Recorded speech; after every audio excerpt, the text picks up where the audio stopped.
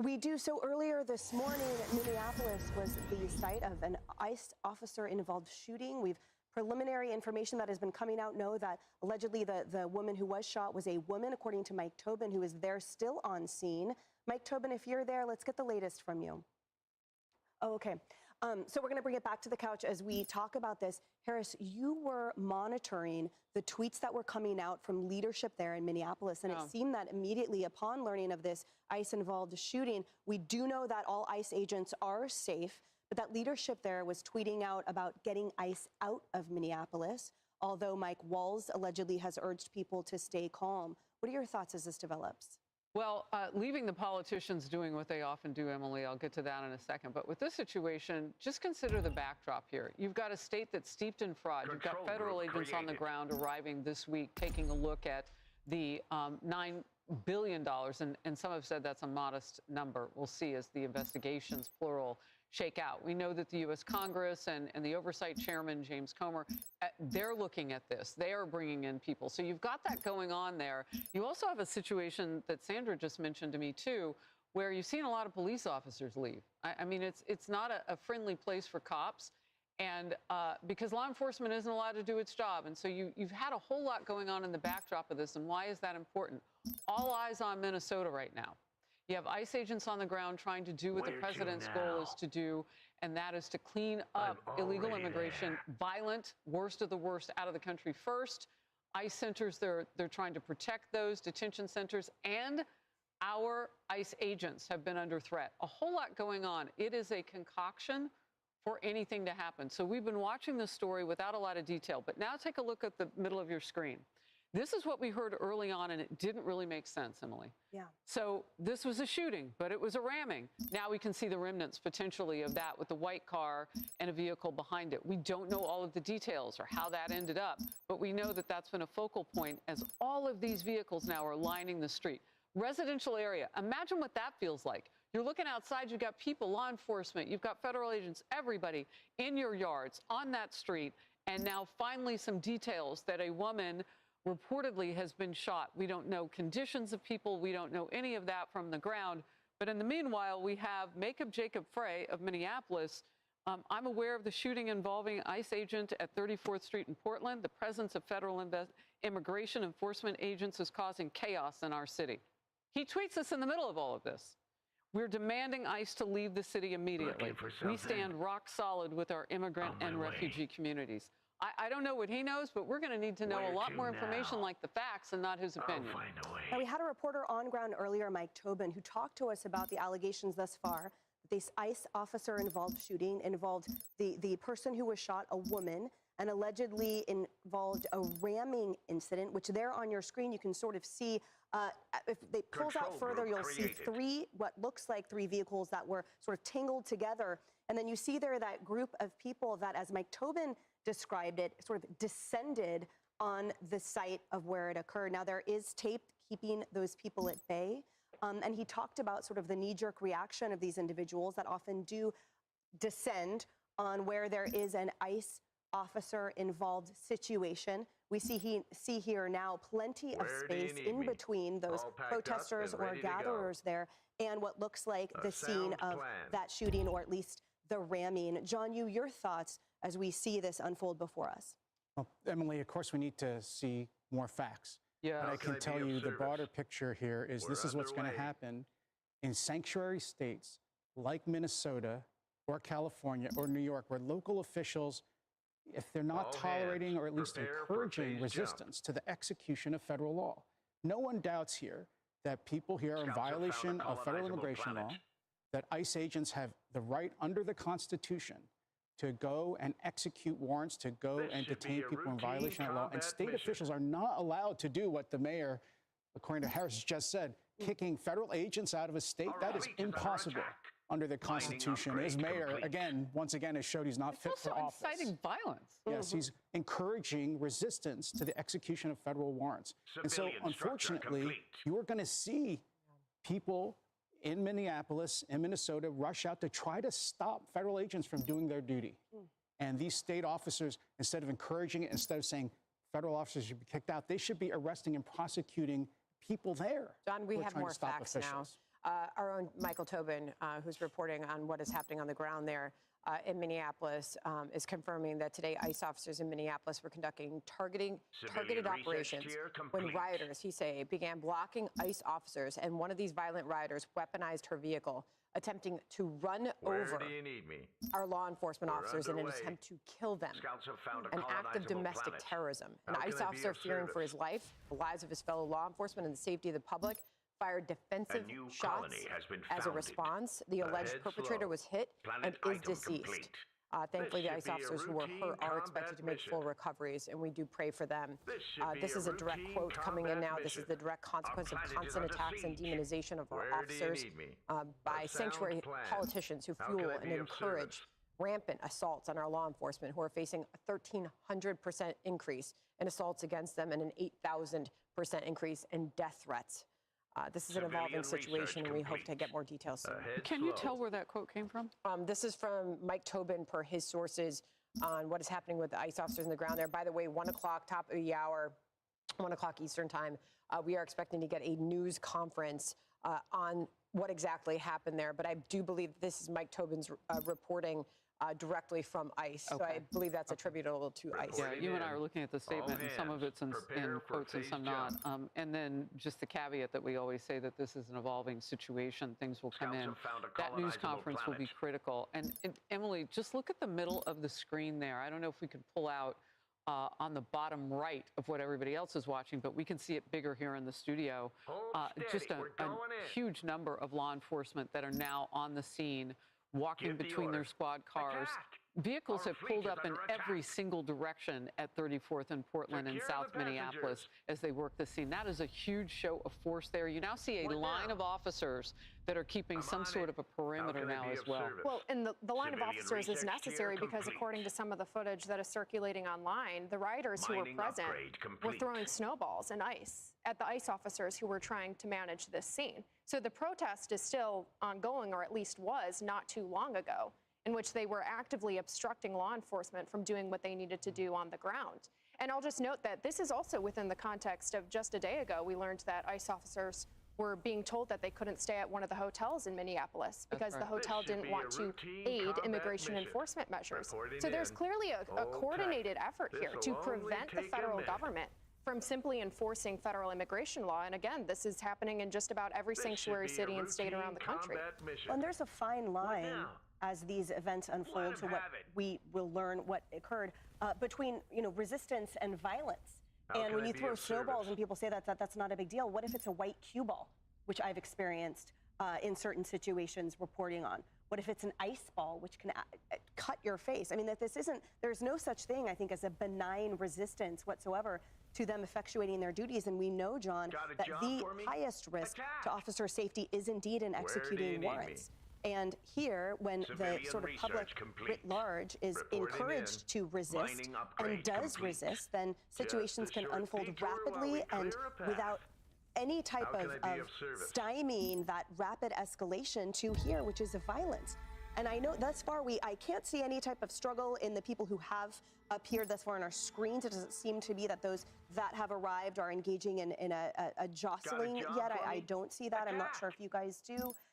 So thus far it seems to be, quote, peaceful in those that have descended on this particular scene right now, John. Look, this is a result of a woke ideology possessed by the highest leadership of a state, Minnesota, which on the one hand thinks it's fine to loot the federal treasury by abusing federal programs like the welfare programs that the Congress is hearing about, and at the same time to demonize federal agents who are just trying to carry out federal law. And as you said, Emily, the toughest thing is for those agents to have to go and execute warrants. They don't know what's behind a door. They don't know who's going to try to jump on them from what direction.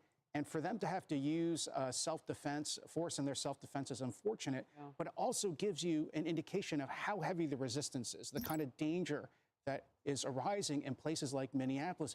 Because again, I think state officials, local officials like the mayor are encouraging or at least tolerating violence. But when they say things like kick all federal agents out of the state or out of the city, I think they're encouraging private citizens, unfortunately, to do something unhinged.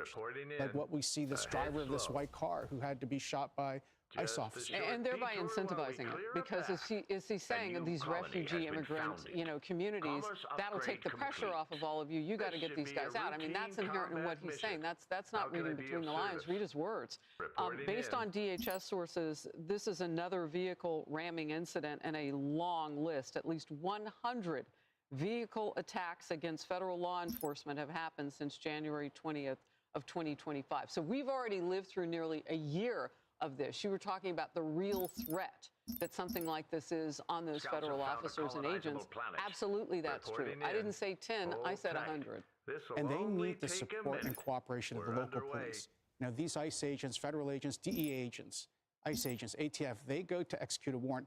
They're not there to try to police the peace-abiding citizens around. They're just there to go and catch a criminal, catch someone who's in violation of federal law. If you have mayors, police chiefs, governors saying, we're not going to protect you. In fact, we're going to encourage people to get in the way, and we're not going to prosecute or arrest anyone who tries to attack you, then you're going to see more and more incidents like this. And this is a defiance of federal law. I think it was a mistake for the Supreme Court, unfortunately, to say that President Trump couldn't call up the National Guard, because if state officers keep doing this, the only choice that a president has, and I think he has to do this, is to send in the National Guard to protect federal officers. Sandra, I want you to comment, on that ICE release that you read earlier, because there's two important notes within that I'd love to hear feedback on. So this is the ICE release that you read, an ICE officer fearing for his life, the lives of his fellow law enforcement, and the safety of the public, fire those defensive shots. And it says, in accordance with his training, he saved his own life and that of his fellow officers. Thank God. And so now these ICE agents have essentially their training has to encompass a daily assault. It's not simply effectuation of duties and effectuation of warrants and arrests and the like. It actually includes assault defense constantly, which is far different from a normal position description, Sandra. He used his training and saved his own life and that of his fellow officers. You have to think about these officers who are going out there every single day knowing that they're risking their lives. We've talked to the family of these ICE agents who also feel like they are threatened and they are scared for their loved ones' lives every single day. I mean, you saw the number of percentage attacks that have gone up, the daily threats that they face just to go do their job, their lawful job, to carry out the law in the streets of America. That is why it's so sad that we are seeing what happened here. Thankfully, we are hearing all affected are going to make a full recovery. But this is an incredibly scary, dangerous situation. And the people in Minneapolis have suffered. Those who couldn't flee based on the mass exodus of the police on the streets there. I mean, I was trying to just get an updated average response time from the police there, because as you know, they transitioned to public safety officers to respond to emergency situations in that city. There are still police on the ground there, but not enough of them. I mean, their call times have gone way up to respond to actual emergencies that happen there. It has become an incredibly difficult city for so many to live in, and to have this happening now, and to know that those ICE officers, they don't have the back of the city in which they are carrying out lawful operations in America. That's tough. And Emily, to your point, to have to train against it, to save yourself, that's another world. Mike Tobin is there live on scene with us for the latest. Mike. Well, we got confirmation now through DHS that this was a vehicle ramming situation. They say, in fact, while ICE officers and federal agents were conducting targeted operations, they had the usual scene with the crowds descending on them, and someone, they say, DHS says, weaponized her vehicle. The ICE officer, fearing for his life and the lives of other agents, discharged his weapon and shot that individual, a woman who now, according to DHS, is in fact deceased. Now, I've got some of the statement from DHS saying that this is a direct consequence of constant attacks and demonization of our officers by sanctuary politicians who fuel and encourage rampant assaults. As far as the scene out here right now, you can see some of the police presence. The tape that is up to the south of me right now, there are about 100 demonstrators. The usual scene, shouting at the ICE agents who are on the scene, shouting at the FBI that's now conducting the investigation. It did get a little raucous. Tear gas was deployed about 30, 40 minutes ago, but right now it's a pretty typical scene following any of the operations with federal officers. Guys, back to you. Mike, thank you for that. So at this point, we know there's going to be a 1 p.m. briefing We will take that to you live as soon as it begins. Let's get your thoughts in here on Mike's recent reporting and what we can expect next. Well, according to some of the other reports, Mayor Jacob Frey is actually on the ground there. There are still some protesters present as well. I think it's really telling what his initial gut reaction was. Before he learned any of the facts, before he had any additional details, his gut reaction was to demonize ICE even further. And I think that really sums up what the priorities of these Democratic officials are in some of these sanctuary cities and states. Their reaction is not to immediately seek for the protection of their citizens. It's to demonize law enforcement who are there to simply enforce the federal immigration law that is on the books. That's really troubling. I wanted to ask you further a few minutes ago, because you brought up the U.S. Supreme Court decision not to let President Trump take in the National Guard here. This tips us into territory we had prayed we wouldn't get into, but it's not completely unfamiliar. We have a death now involved in this. Somebody who reportedly rammed her car against these agents and in defense after some violence there. We don't know all of it. She now has lost her life. There was a shooting.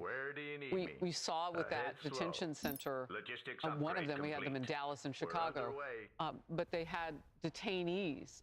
ICE had detainees in a van with no windows, and when this killer sniper decided to take shots at the van to try to hit the ICE agents, they hit one of the people that were in the van that were there as, you know, basically prisoners at this point, right?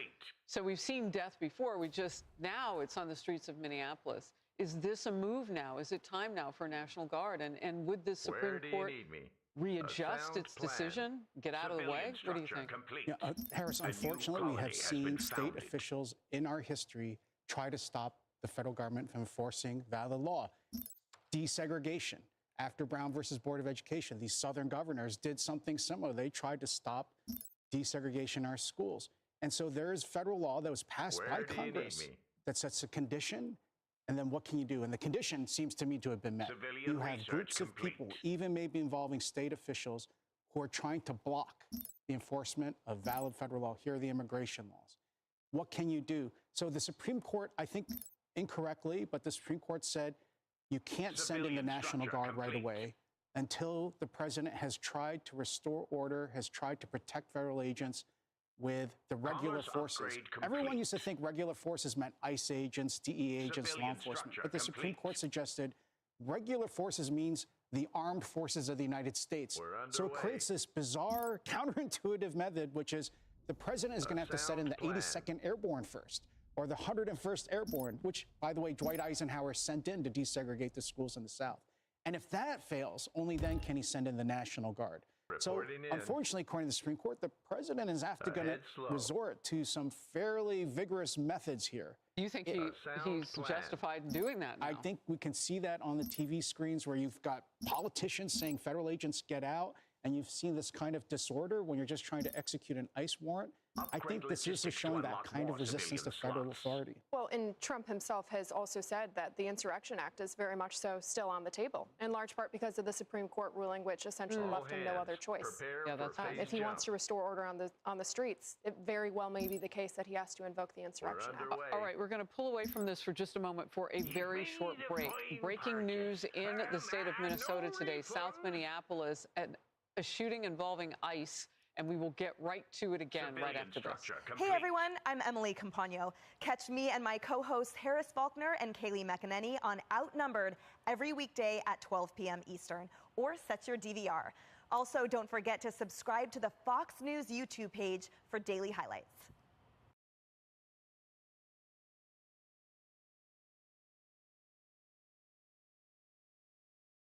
Civilian research happening today. The House Oversight Committee will hold a hearing on the widespread Minnesota fraud scandal. So it comes as the focus shifts to the state attorney general. Alexis McAdams joins us live from Minneapolis with the many details. Alexis. That's right. A lot of details here because really, according to prosecutors, Brian, there's just so much fraud here in the state. Now they're looking at the state's Attorney General, Keith Ellison. Why? Because the state's top cop here in Minnesota was caught in an audio recording behind closed doors meeting with a group of soon-to-be convicted Somali fraudsters. They were asking the Attorney General for help to get more funding. Listen to this. The only way we can protect what we have is by inserting ourselves into the political arena putting our votes where it needs to be, but most importantly, putting our dollars in the right place and supporting candidates that will fight to protect our interests. That's right. You can only protect our interests when we have your back, and you don't have to worry about who's behind you. And also this group was talking about, as you heard there, supporting his campaign. So Keith Ellison is pushing back on this. He said that he takes fraud seriously. He shared in an op-ed writing this: I took a meeting in good faith with people I didn't know, and some turned out to have done some bad things. I did nothing for them, and I took nothing from them. But some of those now convicted Somali fraudsters did donate money to Ellison's campaign, according to documents obtained by the Center for the American Experiment. Ellison reportedly later gave the money back because those people were convicted. Fox obtained the entire, pretty much almost an hour-long clip of this meeting, so there's so much in it. It's from the lawyer of this woman, Amy Bach. She was convicted in this massive Feeding Our Future scam. That's how it all started. Bach's behind bars, and her legal team says, where's the accountability for Governor Walz and the Attorney General? They knew that this was going on. He says nothing happened until the Fed stepped in. Civilian structure complete. Do you think some of these politicians should be held accountable? I would like to see someone in the state, I don't care whether it's the governor, I don't care whether it's the attorney general, someone take responsibility. President Trump says Tim Walz was caught, quote, red-handed for his role in the fraudulent Somali scams plaguing Minnesota for more than a decade. Governor Walz is not running for re-election. He says he's going to take accountability, but the White House says that's not going to shield you from the investigation. I'm not going anywhere. And you can make all your requests for me to resign over my dead body. Will that happen? I will fight this thing till the very end to make this state better. And the question that I think they need to decide is when did the guy in the White House resign? Our shields are compromised. Okay, so that's his response as this ongoing fraud scandal continues. The DOJ is going to send more prosecutors here to the state, which prosecutors on the ground have already said they needed because there's just so much fraud to investigate. Also, that audio clip that we just played for you, that's going to be mentioned in today's hearing. So it's something to keep an eye on with Ellison. Back to you. All right, great job out there, Alexis. So when it comes to Attorney General, if you didn't know these people, why did you promise them that you were going to protect them? Why did you take a meeting and tell those people that? And then the second thing is happening is, so the attorney is saying, my client is not going to be the only person to go down for this. So they want the politicians now. That's what happened when you capture someone that has committed an offense. Everybody wants a deal, so they start singing. So now you're going to have the criminals that got the money. They're going to start telling us what politicians helped protect them. This should be a routine So the U.S. Attorney in Minnesota said the scope of this fraud could exceed maybe $1 billion and could go as high as $9 billion. That's taxpayer money that criminals scammed the system, and they used that money, according to people involved. They pleaded guilty to using the money for luxury cars, for real estate, for jewelry, for vacations, taxpayer dollars. And then you have the governor who says he's not going to run again. But the governor is complaining about ICE arrests, saying they're unreasonable and an unreasonable use of taxpayer dollars. So hypocritical. Listen to this. He says ridiculous. Nobody is fooled into thinking this buffoonery is a reasonable use of taxpayer dollars. It should not take 50 ICE agents to arrest a guy in a library. You're insane. When you are a sanctuary city, you're telling your cops you can't help anyone. So you have to make sure that you put thousands of people on the streets because you get no help from local law enforcement. So they have about 2,000, more than any other city, 2,000 on the streets. They've already made over 1,000 arrests, and they found some wanted criminals along the way.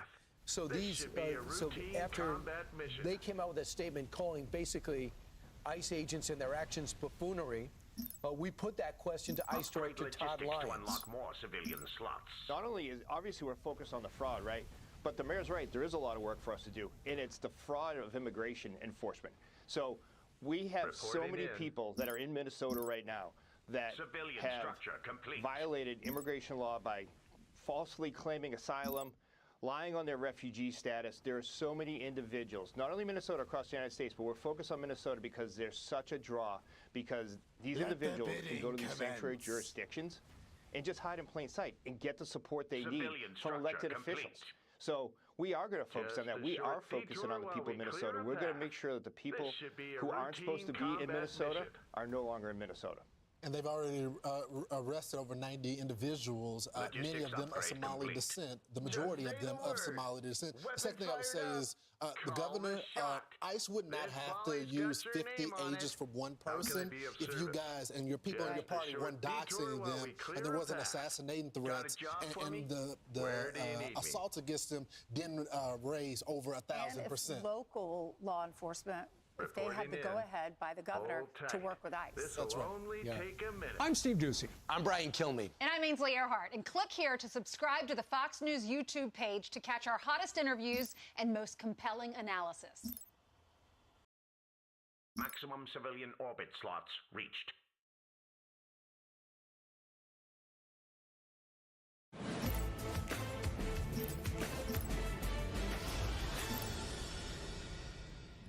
Wall Street trying to hold on to these records with energy in Venezuela front and center. The Trump administration briefed Congress on its actions in Venezuela as we await the president to sit down with oil executives on Friday. Welcome to the Big Money Show. I'm Taylor Riggs, along with my co-host Brian Brenberg, Jackie DeAngelis, and a very special someone on my left, Dagan McDowell. Happy birthday! Happy birthday. I'm glad I Civilian got to research put some complete. lipstick on before the show Head started. slow. It was Civilian close. structure Right thing to complete. do on your birthday. It was No fun. big. We got ya. You Mascara's missed next. out. Yeah. With us for A the new hour, colony Michael Lee, has been strategy founded. founder. Michael We're Lee, great to underway. have you. Where Cheers do for you need everyone. me?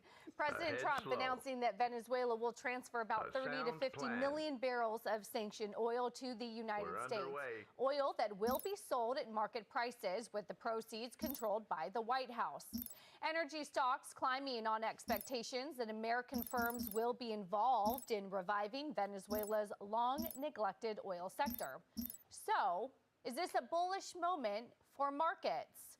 Michael Lee, I want to separate a few things. We have markets, we have fundamentals, we Civilian have earnings structure season, we have CES, we have NVIDIA, we have Venezuela and oil. How are you thinking, if anything, those are both All bullish hands, for the market prepare this for year? phase jump. Is there geopolitical risk in the markets this year? How are you sort of sorting Commerce through all of upgrade these? complete. So I think this Venezuela story, I don't know how tied it is to the day-to-day trading in the market, right? In fact, I don't think it is. And I like, I know Dagan's been talking about this number of proven oil reserves, which is neither proven, probably not there. I don't think it really matters because they have 1 million barrels a day coming into the open market. Okay, it's going to take anywhere from $10 to $100 billion to get that, to double that, right? And you're talking about a global market, which is over 100 million barrels a day. So what it is, it's long-term security, power, prosperity for the United States of America. And you're seeing a foreign policy shift where the goal is not to dominate the Middle East from the United States, it's to dominate the hemisphere. And so you have de-risked this hemisphere and you have weakened some of our foes in terms of Russia, China, Cuba, by taking Venezuela as a kind of state sponsor of terrorism, of drugs, of whatever, off the map. And then that being said, with what's going on with the markets, like you generally get scared when every strategist on the street has a very bullish consensus for the year. I think they're wrong. I don't think they're bullish enough. I think growth is going to be way better than they predict. I think rates are going to go lower than they predict. I think earnings are going to be better than they predict. And all this confluence of things is happening. And like you have a NVIDIA saying like we're guiding towards $500 billion in annual revenue where the street's at 325, 350 billion where you are. And maybe they'll be capacity constrained and not hit it. But there's this AI thing going on in the background that's going to give such a boost to GDP. And we're starting to see the effects of the immediate depreciation, the deregulation, the energy costs, at least, under wraps for now. And maybe Venezuela, you can make the argument, puts a cap on the price of oil in the near term. But look, like things are good. We need an exogenous event to take the market off course. This is going to be an unbelievable year for stocks. Jackie, I want to come to you. 9 out of 10, a report I read said these geopolitical events don't impact markets unless it impacts inflation, long-term growth rates, or interest Where rates. to now? That being said, when it comes to the oil markets, one note I read this morning said all this oil we're getting from What do you need to Venezuela, know? let's replenish our strategic petroleum reserve, which by my estimates here are still about, where are we, 250 million barrels below the peak that we had back in 2020. We're currently just over about 400 million. Control the peak group really was created. 700 million barrels. So how Reporting do you in. think about all All of this packed and up just and sort of ready maybe to the go. geopolitical We're risk that underway. maybe is subsided? Ahead slow. I'm looking at crude oil prices at 56 and change, and I'm thinking to Reporting in. myself, the president isn't dumb when it comes to oil. Looking I for think he's something? probably waiting for an even find a lower way. price than that to be How able can I to be of replenish service? the SPR. I'm pretty sure that he hasn't forgotten about it. But I thought the same thing with his 30 to 50 million barrels, and he's going to control the proceeds. So what exactly is going to happen with that? Ahead But I'm also slow. thinking about what happens in Venezuela All and hands. the Prepare sort of for phase incentive for jump. oil companies to go over there. The administration, Chris Scouts Wright, have is found going a to be meeting with colonizable some of the big planet. CEOs to talk How can I strategy. be of service? Trump has Ahead said that he's slow. thinking about subsidizing these companies to go over there. And as soon as I hear that word, I really don't love it. Reporting I in. understand the risk that they would bear to be able to do Mining it. upgrade And you complete. think about Our if fleet he's is not under president, attack. or J.D. Vance the or Marco order. Rubio or somebody Let in him the have it. party, Reporting what in. will somebody else This should do be a on the other routine side if they're in combat power mission. to be able to sort of Civilian turn this structure around and make it complete. not attractive for companies to be there? But whenever I hear subsidy, it really starts to upset me. My only thought is that he's thinking with some sort of subsidy, it goes through Congress, and therefore it's harder to turn it around later to be able to make it less attractive for those companies to be there. Yeah. Where Brian, do you need me? before I just want to bring you some headlines because we're hearing from Carolyn Levitt, we're hearing from the White House. What we are hearing is they've already begun Civilian marketing the research oil. tier complete. All proceeds will first settle in U.S. accounts at globally recognized banks, and the funds will be dispersed at U.S. discretion, reiterating there is a long-term plan. Decisions, item though, complete. will continue to be dictated by the U.S. Your thoughts? Well, okay, so a couple things there. We seized sanctioned oil, right? And we're interdicting sanctioned ships. I think that's awesome.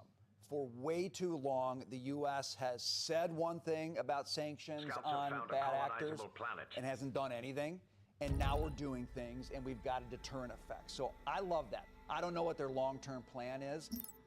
I don't know if they have a long-term plan. They're probably figuring it out right now. Number two, so I'm interested in the subsidy question because I was thinking about this, and I'm with you. I don't think you need to Civilian pay research complete. oil companies to go in and produce profitable oil. Just let them keep the revenue, right? That's what I'm thinking. Okay, but on the other hand, let me just throw this out there. Venezuelan oil is obviously a national security issue, right? Because you've got your Reporting biggest in. adversaries plugging in right there, right? You've got China plugged in there, Russia's plugged in there. So at what point do you view our ability to call the shots on Venezuelan oil actually a foreign policy play and not an economic play? That's what, because here's what But couldn't you say that about Intel? Let me just say my last point, because I just, and you made the point. Globally speaking, Venezuelan oil Civilian is not that research important. tier complete. It's a drop in the A new bucket. colony globally has been speaking. founded. Is it really about the oil, or is it about what we can do with that oil to our adversaries? I leave it. Correct. I think it's the Give latter. the order. I'll do my And best. Dagan, yeah, you weigh in as well. So then it makes you think maybe, but I want to hear what Dagan says because she's with me normally on the subsidy thing. So let's. All hands, prepare for phase It's your jump. birthday. Well, I Got a listened job for to me? Chris Wright. A sound this morning. plan. He already spoke Yep. at the Goldman Sachs conference. And it is very clear that the conversations are already happening with these Civilian research complete. with the heads of these oil companies and with partners. How can if I you be can of call them service? partners in We're Venezuela, underway. that this was Got a job for me? happening I'm on it. instantaneously. And we are incredibly lucky to have Chris Mining Wright upgrade as complete. the Energy Secretary, along with Doug Burgum. Let and him have just, it. I encourage Our fleet everybody is to under listen attack. to this discussion because it's not just about What Venezuela, now? it's about the state of what's happened in the last year in our energy sector. But the man is an absolute genius, and he's an energy nerd, which I appreciate. He's also an environmentalist and an avid outdoorsman. Got a job for me? And Attack! his vision for our future and the world's future is really uplifting. And You've won us in over people in with your politics, you fancy never get to say words. that about him. And So your coin. here is the oil, the 30 to 50 million barrels of oil that we're talking about. This is already in storage. It's already out of the ground. It's offshore, onshore. And the idea that Chris Wright lays out about the U.S. control. So the sales will be done by the U.S. government of the oil. The money is deposited in accounts Mining of upgrade the U.S. complete. government.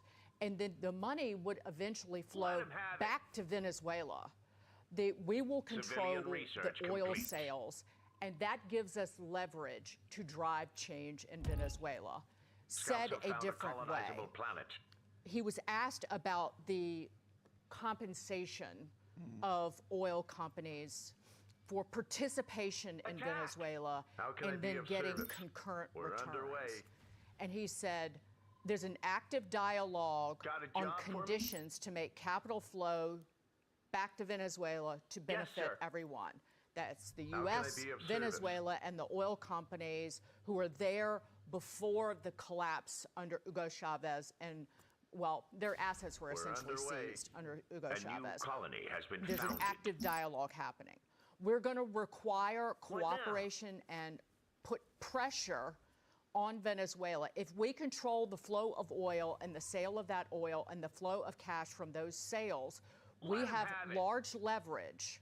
But without large leverage, you don't get change. And he's speaking about Venezuela. It is completely unclear at this point what kind of financial incentives Scouts have found a would be colonizable given planet. to the oil How can I companies. be of service? It doesn't. This should be a routine It doesn't combat like mission. there. It is not clear. And he was asked about that specifically. Reporting but in. But you brought the word change. Where Like do you he's need me? talking about political behavioral change as one of the main in Venezuela. goals. Yes. But they're not talking about like they're just talking about feeding the. He didn't say this, but feeding the people. Ahead slow. And he also Give talked the about order. electricity. There's a 30% decline in the electricity production down there. Attack! That is a huge I issue won't let you here. down. Mining Because upgrade of the, complete. we have spent I'll do my ghastly best. amounts of money on electricity. Prices have gone up, and we haven't actually produced any more electricity in this country. So that was kind of one of the main focuses. But in terms of oil sales, and you brought up the what are proclaimed as the proven reserves in Venezuela, and how I was Reporting in. kind of a stickler about correcting that figure because it was Civilian inflated by research Hugo complete. Chavez. I was a stickler about that because I have an issue with people regurgitating what they say are facts Just a over and short over again to detour the while we American clear people, a and they're path. not facts. Where do you So need that's me? why I A fixated on sound that. plan. And in terms this of should what be a routine combat mission. there are 800 to How can I be 900,000 of barrels per service? day that are being produced by Venezuela. 3.7 million barrels per day was the peak. It was about 3 million before Hugo Chavez took over. The very fact, Looking as for Chris Wright something? said, that Venezuela is still able to produce up to 900,000 barrels a day is kind of astonishing given the 25 years of Self-destruct mismanagement. initiated. He's We have looking no at need for several this any 100,000 longer. barrels per day Where of to additional now? production in the short and Self-destruct medium initiated. term We if have no need conditions for are this there any for small longer. capital deployment, Reporting spare in. parts, and people, for example. Hold He tight. said, but it's going to This'll take only tens take of a billions minute. of dollars and significant time to just get back to the historical production should be figures, a which would be in the routine 3 combat million mission. barrels per How day can I be of range. service? But don't lecture me about correcting incorrect information, Logistics Mike. upgrade complete. You can stick that where the sun doesn't. No, I just wanted to say, like, there's obviously inflated numbers about how much oil they have, like, I don't know, weapons of mass destruction. But it's their capacity in terms of barrels per day it's like it doesn't matter if their proven reserves are X amount or Y amount. If like PDVSA was hoping to get to 5 million barrels a day in terms of production back in 2012 when they were at that 3.7 peak, it's not going to make a huge dent. No. 3.7 was prior to Hugo Chavez. This'll only 3.7 take a million. minute. They were never anywhere near 3.7 in the entire socialist reign. So I don't mean to digress, but I brought the 100. I brought that number up for a reason, and it's because I'm at 25. I've been in journalism for 30 some odd years. That's why. They thought they were going to get to their goal in 2012 by 2020 was to get to 5 million barrels a day. Well, they were lying. I mean, they fired. Hasn't happened. I know the whole history. They fired all of the workers. They fired thousands of workers. That was Hugo Chavez, and they destroyed their entire oil industry. And anybody watching it knew what was going on. And that's why Venezuelans work for every oil company on the planet, because they fled. Except Venezuelan oil companies. But they're never going to get to 10 or 20 million barrels a day. And if they do, it's like 30 years from now. Because if you want to go from a million to 2 million, there's people out there saying it's going to cost $100 billion of capital investment to get there. So it's never going to make a huge dent in the global oil scale. 3 million barrels a day will make a dent. And that's what Chris Wright was talking about. Good conversation. We'll continue it. I do want to make another hard right turn. Take a look at Deckers Outdoors, you guys. They're down about 3.25%. But this is interesting. Piper Sandler downgrades the stock to an underweight, lowers the price target to 85 from 100. Baird cuts its neutral rating and goes down to 125, a price target. Do you guys prefer the Hoka brand or the UGG brand or neither? Pop quiz. I think so, yeah. Hokas? Okay. Wait, did you say Uggs? They don't make tennis shoes, do they? No. Uggs aren't tennis shoes. They make those interesting boots. Boots with the fur line. An apple bottom jean. Just kidding.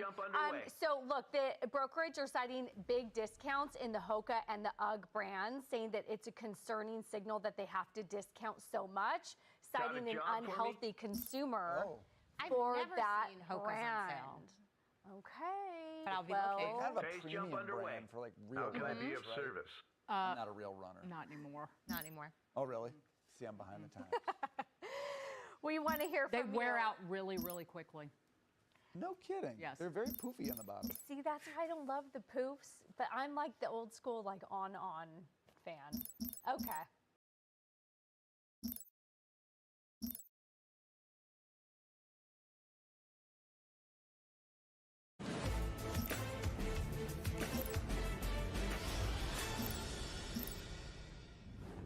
And right now, we are monitoring the federal courthouse in Lower Manhattan, New York City, where deposed Venezuelan leader Nicolas Maduro and his wife are being arraigned on drug trafficking charges.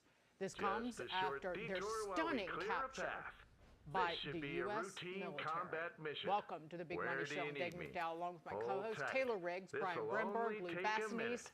Got a job for me? Who would you want around after this past weekend? That lady? Well, you really want her around 24/7.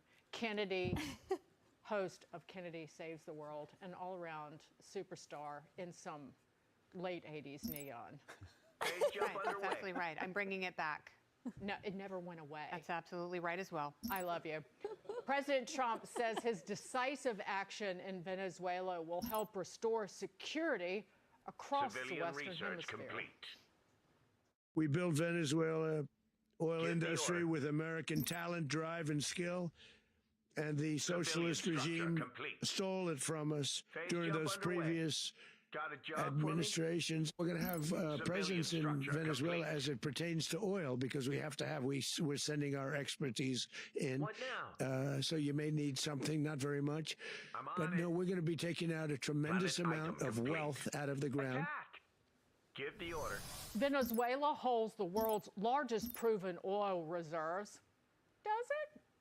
But production collapsed under corruption, mismanagement, and political repression that was prior to Nicolas Maduro. We have to go back to Hugo Chavez for that.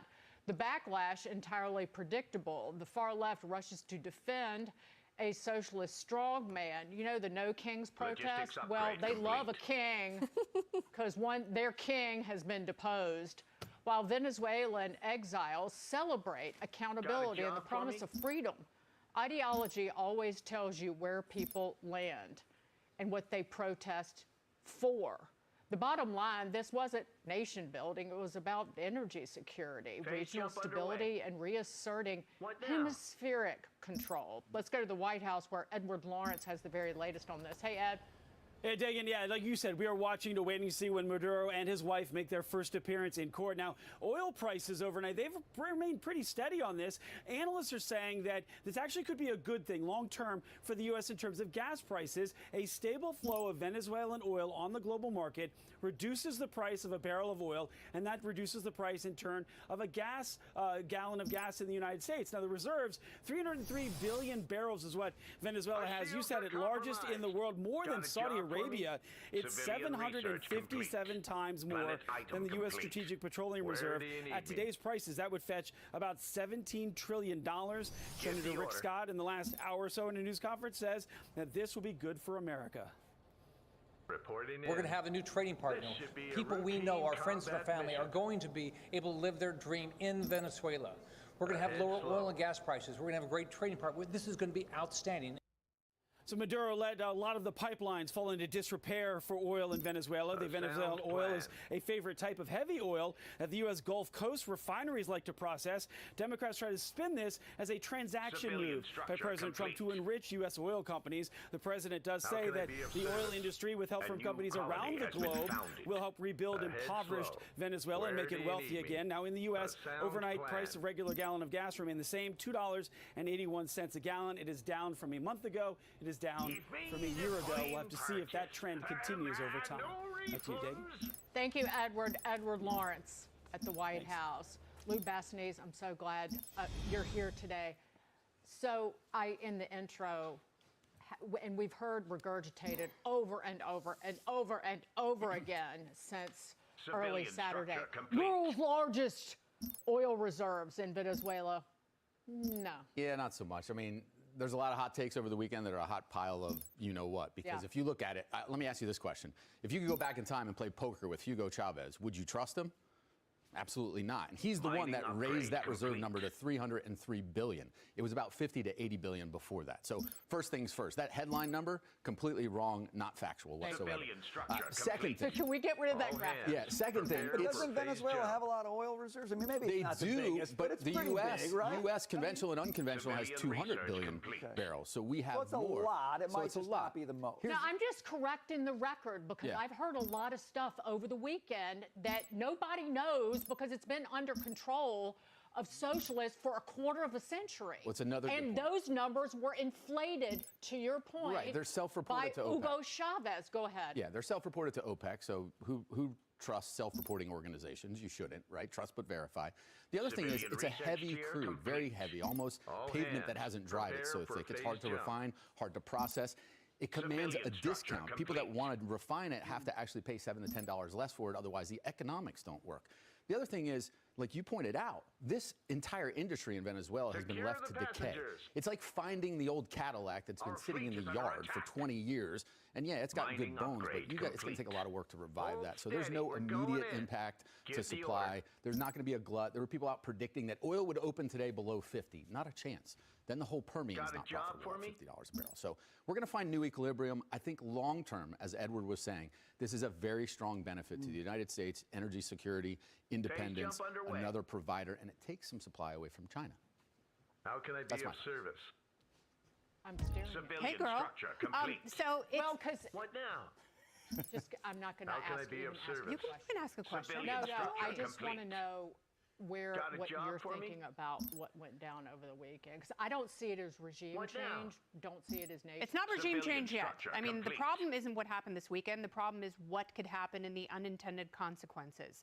The liberty-minded, that is always the greatest concern, because, you know, you can wave the mission accomplished banner, but then still be in the region for $3 trillion and a couple of decades with nothing to show for it. So that's always my biggest concern. But, you know, what we have to look at here is is, what was the military strategy? And it's, China not only having access to the oil reserves, but also the minerals. And that may be the more valuable component here.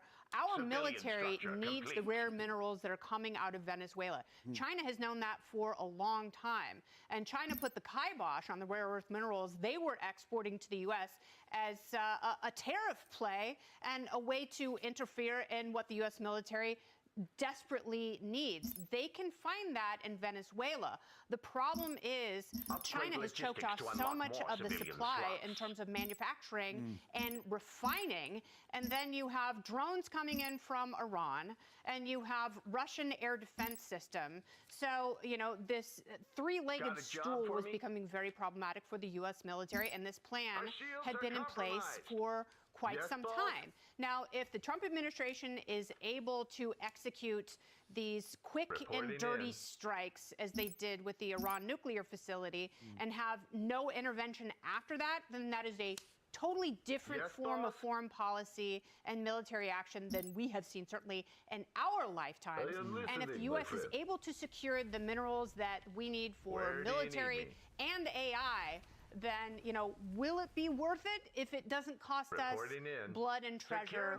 You could make a big case that says maybe. Dagan, you're reading the same note I'm reading. Yeah, it's the Venezuelan oil narrative is pure theater. The real reason the Pentagon approved Venezuela critical minerals and adversary expulsion. What's interesting in there is a line that stands out. The decision to strike was made when the Pentagon concludes that the convergence of Chinese resource control, Iranian weapons manufacturing, and Russian military integration exceeds acceptable risk parameters. So you authorize what has been deemed military necessary, but then the political cover and messaging that's palpable to all of us is drugs and oil. And so you have the critical minerals aspect. Brian, I also punt this to you as well. Tantalum. Don't forget the tantalum. It's a great mineral. Reporting in. We in my breakfast area. Wheaties, breakfast of Civilian champions. research complete. We talked about Where China in that region as well. Trump talked about the Monroe Doctrine, the Don Roe Doctrine. That's his corollary. And this sort of is interesting because we talked about the Panama Canal and making sure that China didn't control that. He wants to reassert U.S. dominance in the Western Hemisphere. That's where sort of these rare earth critical minerals come into play as well, making sure that the Western Hemisphere is Western, not Russia, not China coming in. But then the oil play is also interesting to me, and it's not, even if it's not 300 million, even if it's 50 to 16, yes, heavy sour, not the light sweet. What now? Yes, sir. But it's enough that companies like Chevron and Exxon could get excited about, yes, they have to invest billions. Yes, they have to be guaranteed safety and that their assets won't be seized. But I think long term, even if we are facing an oversupply, that is an opportunity for more revenue and more production. And so I'm wondering if it's just all of these factors that was come together. That was a huge punt to me. Yeah. It's like a massive football was like 10 yards long. Well, you're out of the playoffs, so I thought I'd give you a football. You know, we had a winning record. 9-8. Can you believe the Vikings ended at 9-8? That's a pretty good record for that team. So this should be a routine combat mission. I understand all the mineral oils. I agree. There's a whole bunch of debate there. Whether they have as much as people say, I don't know. How long is it going to take? I heard one number that you need to put in $100 billion to get the 4 million barrels a day. That's a lot of money. Research complete. I want to go back to one thing you said in that piece, which is the U.S. military accompanied law enforcement into Venezuela and without really any problem got Nicolas Maduro, and he's sitting in Manhattan right now, okay? After reasserting control of the Panama Canal, after putting Brazil on notice, after, well, you can debate El Salvador and CICOT. There's a lot going on in the Western Hemisphere. And President Trump has indeed said, you're not doing this stuff in our backyard. That is a world-changing reality after what happened in Afghanistan 4 years ago, okay? The fact that instead of bailing on an air base, we are going into Venezuela to apprehend a criminal and bring him to justice with overwhelming supremacy, overwhelming operational excellence. So So I think this is, to me, there's economic ramifications of this, and we'll get into those over time. I actually don't think it's about the oil as much. Agree. And I actually don't think even it's really about the minerals. I think it's about reasserting what happens in our hemisphere and what say we have over it. And I don't think that's hegemonic. I don't think that's illegal. I think that is absolutely the policy the United States of America should have, and it just happened. Okay, but, to your point, so for people, because you're getting pushback from the hardcore libertarians and the far left progressives on this whole thing. Yeah.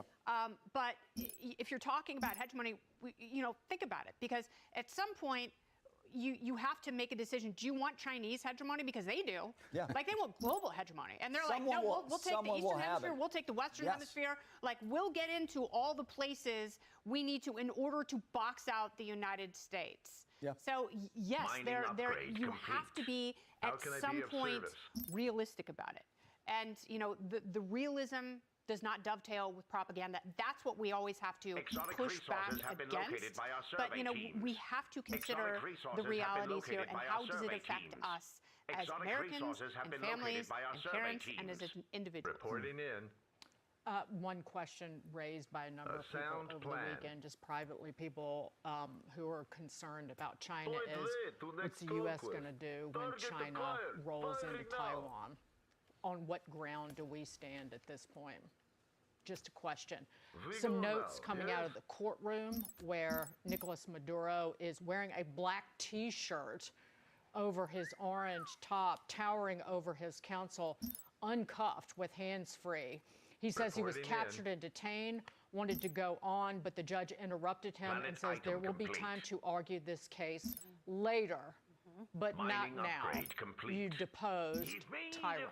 Taylor, what's happening with Novo Nordisk? Hard pivot, but get excited. New year, new me, new pill. Everyone excited for our weight loss drug? Let's do it. Jumping today, you're up more than 4 and about 0.25%. So last month, the Wegovy pill was regulatory approved, and today it hits the market. Lou, quickly, we come to you on this because we've talked about if there's more maybe acceptance of a pill versus an injectable. Novo is, of course, the first out, but Eli Lilly, which you've been bullish on, should get a pill any coming months now. How do you think about all Yeah, that? patient compliance is always an issue with medicine and prescriptions. I think the pill makes it easier. It also makes maintenance easier. You do a regimen on the shots and then move to the pill.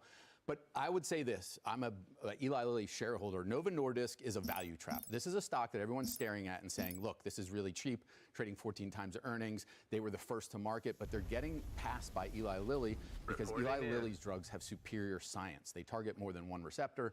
They'll also have a pill out on market sometime this year, and they also have a pipeline that is much more diverse and strong. So I'd say in a two-horse race, I'm betting on Eli Lilly over Novo Nordisk, although in this market that is stretched in valuations, Novo is attracting a lot of value investors. So the president talked about how the federal government was going to supplement some of these drugs for lower income Americans. Does that include the pill? Because they were talking about the shot, but does that include? It should in time, but Novo Nordisk is also, their patent expires in China soon, so they're starting to preempt that and front run it by offering lower prices. Eli Lilly has further patent extension, but I think you're going to see prices come down.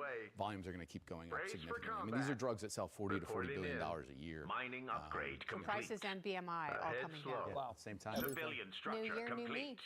Secure the passengers. We'll continue to follow Our fleet is under attack. Nicolas Maduro in a federal court in Lower Manhattan. He has officially pleaded not guilty to drugs and weapons charges there.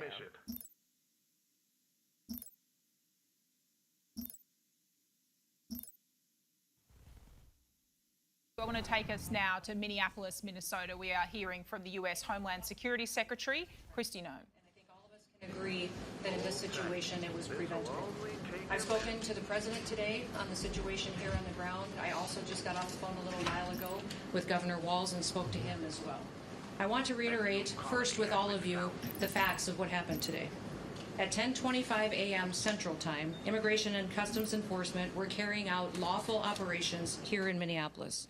Because of the adverse weather that Minneapolis has seen in recent snow, one of the vehicles became stuck and ensnared in the snow.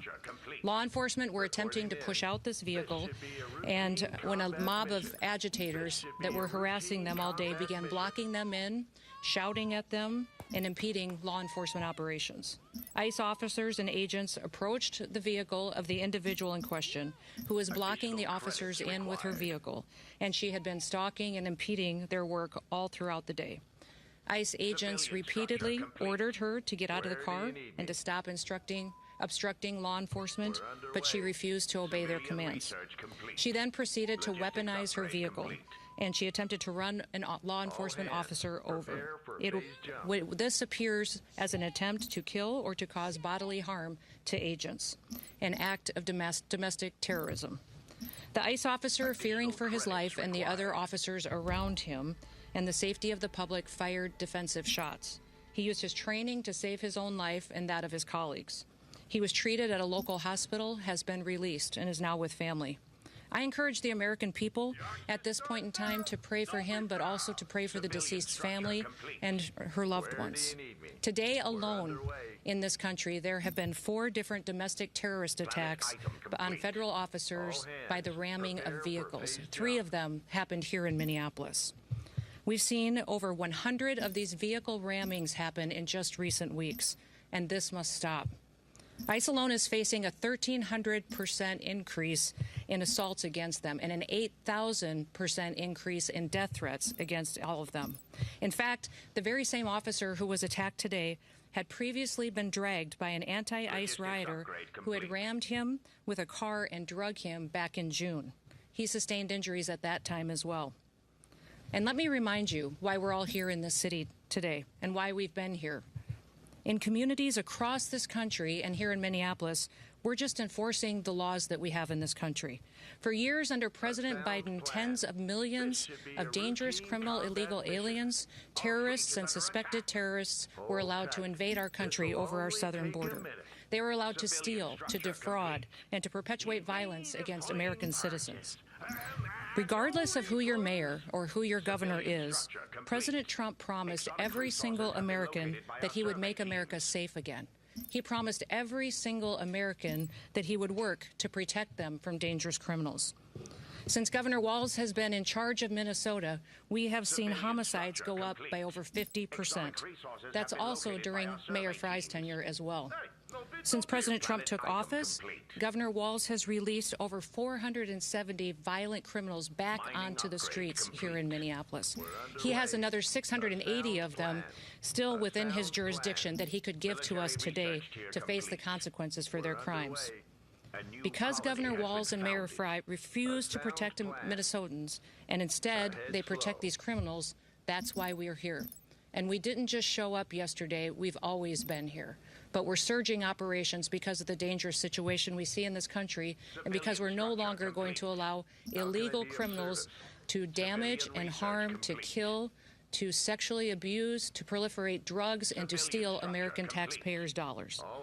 This state has faced unprecedented immigration fraud. It's seen unprecedented benefit fraud. Individuals were allowed to come into this country and set up fake companies and fake nonprofits and divert billions of dollars away from American citizens and those vulnerable citizens who truly needed the services from those programs. This city has burned before, and your mayor and your governor let it happen. President Trump is not going to let that happen. He and our federal law enforcement officers are here to bring peace and to bring public safety and to ensure that criminal activity is stopped and that people who perpetuate it will face consequences. Since we have been here in recent weeks, we have arrested over 1,500 criminals off of the streets. Our law enforcement has arrested murderers, known and suspected terrorists, child pedophiles, and other brutal criminals that were protected here in this city. We should all work together to protect our citizens. We should all protect the men and the women and the families who live here in Minneapolis, who live in Minnesota, and live throughout this entire country. I want to thank you for being here, and I want to thank you for focusing on the important work that our federal officers do and make sure that we're focused on the priorities of this country, and that's making sure that we're keeping people safe. With that, I'll take any questions that you may have.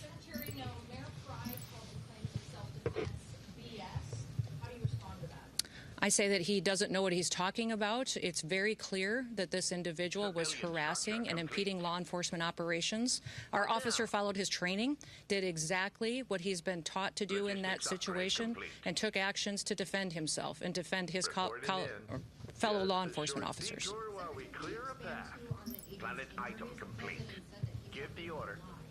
The officer was hit by the vehicle. She hit him. He went to the hospital. A doctor did treat him. He has been released, but he's going to spend some time with his family. This should be a routine combat mission. I can't, but the FBI will continue the investigation and release more facts when it's appropriate. What now?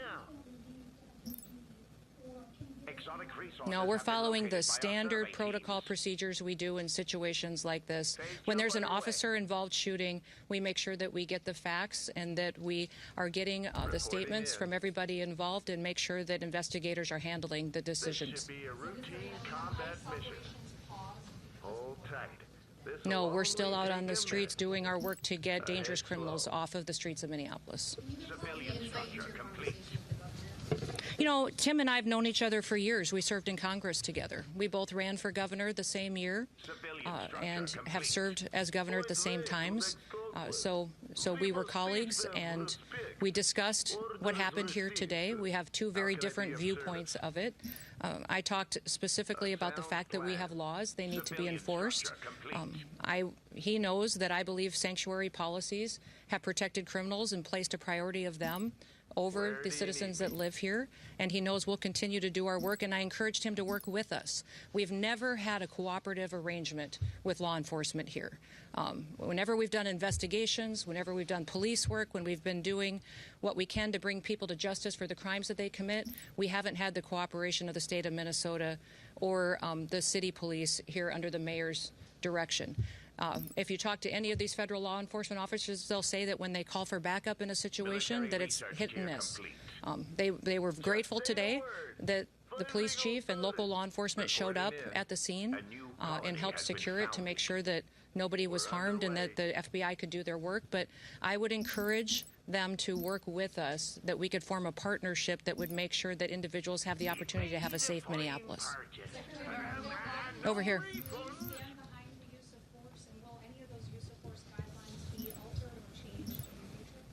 You know, it's clearly established law that a vehicle driven by a person and used to harm someone is a deadly weapon. Deadly force is perfectly lawful when a threat is faced by a weapon. So I do believe that this officer used his training in this situation, and we'll let the FBI continue the investigation to get it resolved. So just to be clear, the shooting happened. Reporting in. I know you keep asking that, but that doesn't mean that the FBI is going to give you an answer today. There will be an investigation. We want to make sure that it's factual. What I would ask is that as we go forward from here today, that we all remember that our job is to have peaceful discussions. I'd encourage our local law enforcement and state law enforcement to work with us.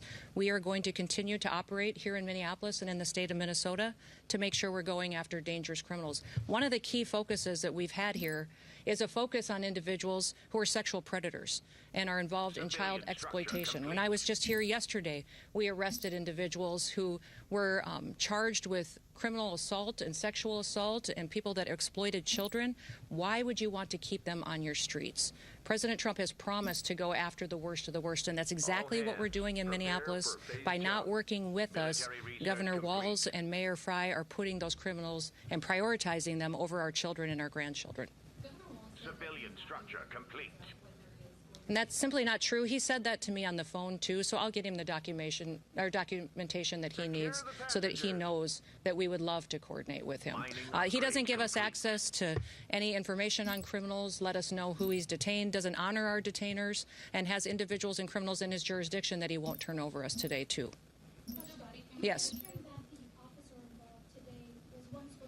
Mm-hmm.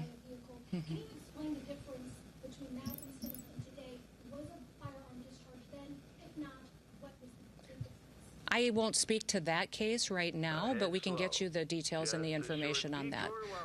But the facts of the matter is he's an experienced officer. He's been in situations like this before, and he certainly has been out there and followed his training today. I am listening, my friend. This should be a routine combat mission. You know, people need to stop using their vehicles as weapons. This domestic act of terrorism to use your vehicle to try to kill law enforcement officers is going to stop. And I'm asking the Department of Justice to prosecute it as domestic terrorism because it's clear that it's being coordinated. People are being trained and told how to use their vehicles to impede law enforcement operations and then to run over anybody who gets in their way while they go out there and try to disrupt peace and public safety. And Americans deserve better. How can I be of service? That hasn't been a part of the discussion. I know Governor Walz mentioned some of that earlier in his press conference, but we've got law enforcement officers here that will continue to work, and we're hopeful that the public recognizes that the work that we do every day makes America safe again.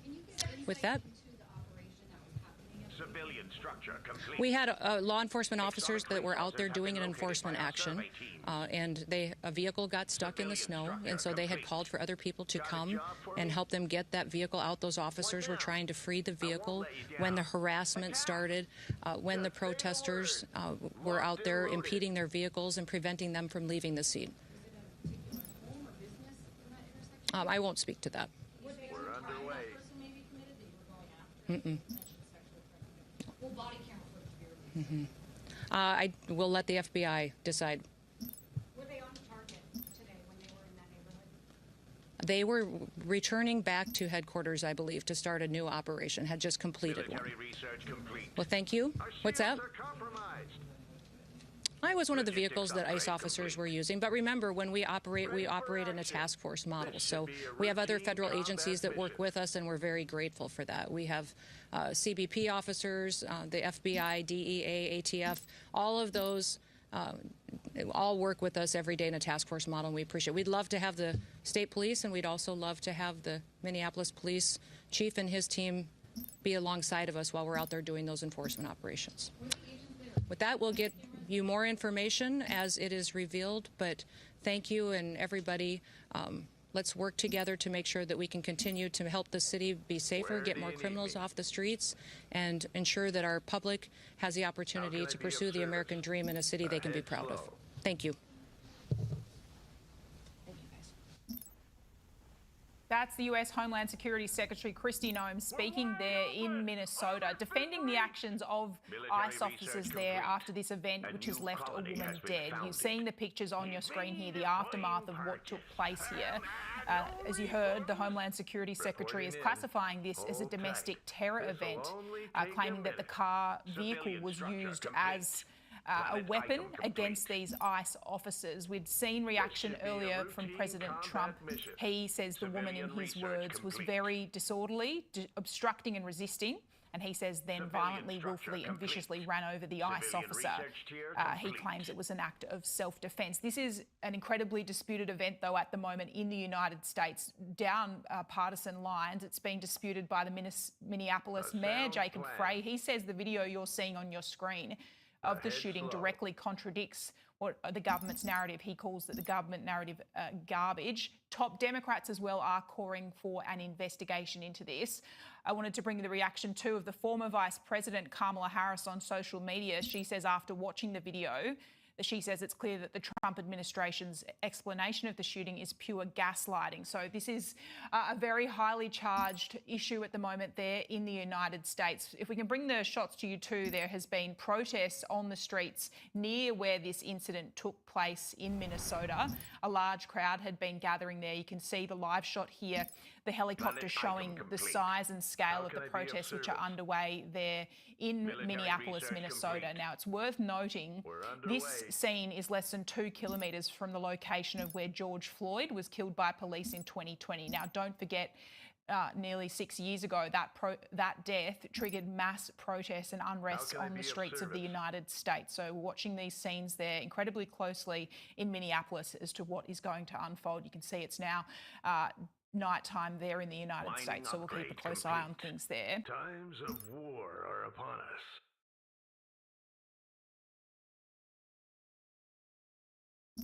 It's time for Lefties Losing It, and we've got a treat for you. The mad, bad, chronically sad Joy Reid was back on TV. No, not hosting her own show like she did for many years on MSNBC, the mental asylum masquerading as a news network. No, Joy was on Piers Morgan's show, and it didn't go well. I think you were fired because your show just got increasingly unpopular. It happens all the time in TV. That's why you got let go. Why play the race card?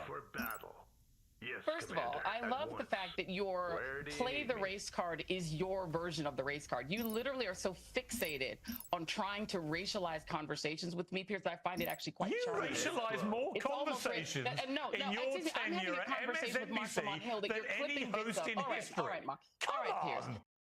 And of course, after being accused of playing the race card, Joy went about proving that's all she knows how to do. And it is so interesting to me that you yourself, as a white European, find that when people of color talk about race, that you believe is racializing conversations. But when people like you fixate on, well, Barack Obama was a black president, why don't you object to that? That is racializing a conversation about the former president of the United States. But you can't put your, and I'm sure you find that charming and funny. I find it hilarious because you're the one. You're the one who said Donald Trump. You and your friend Donald Trump. You said Donald Trump is a white fascist. He is well.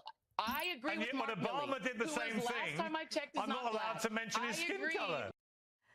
No, Piers, you're not allowed to mention Obama's skin colour, even when it's Joy who introduced race into the debate, because that's all a race baiter knows how to do. Here, Joy proves she doesn't actually care about the issue. She just cares about attacking Trump.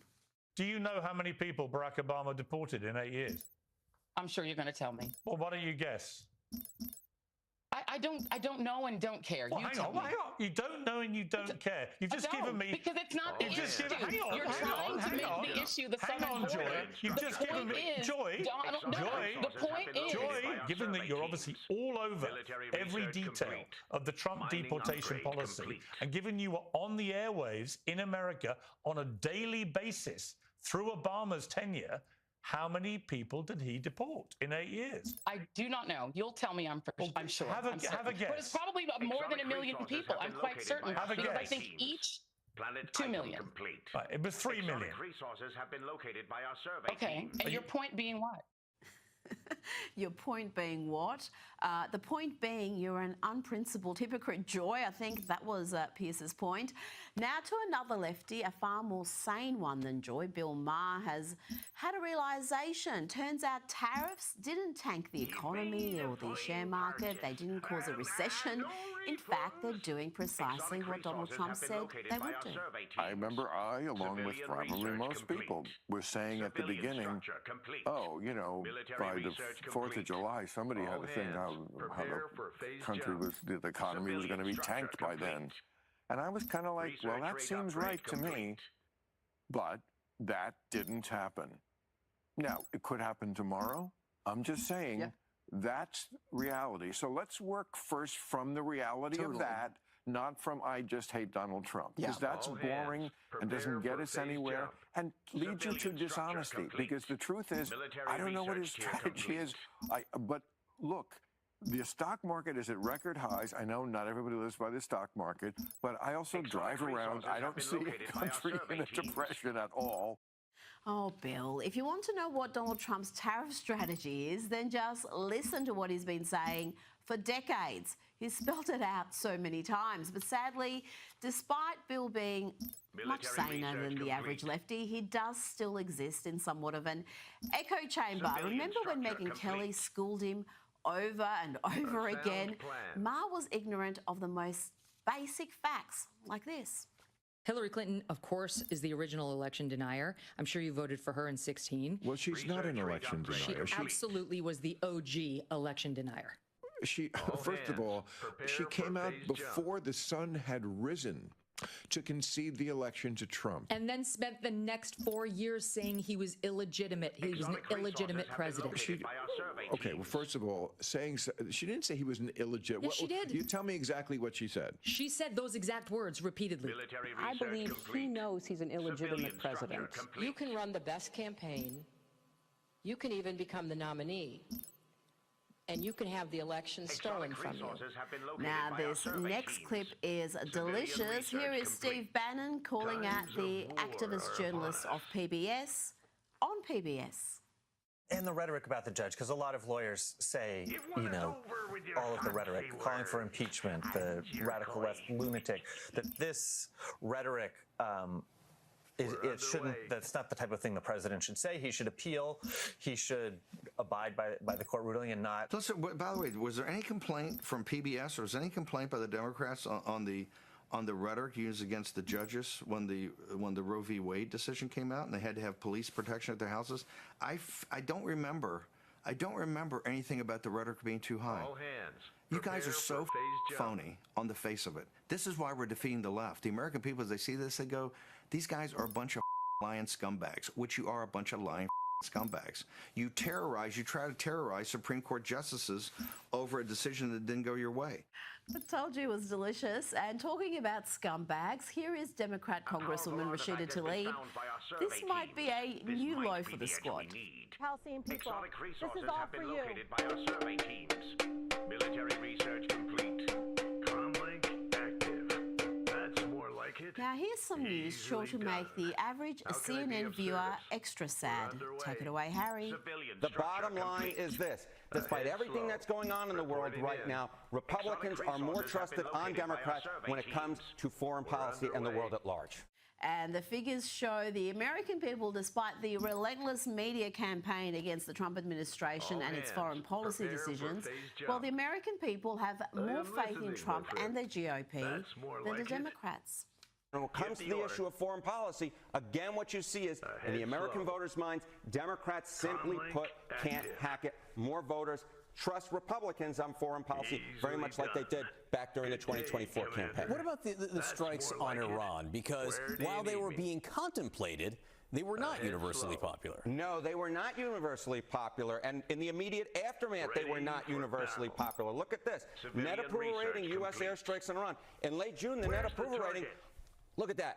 -8 points underwater. But as the American people learned more and more about it, look at this.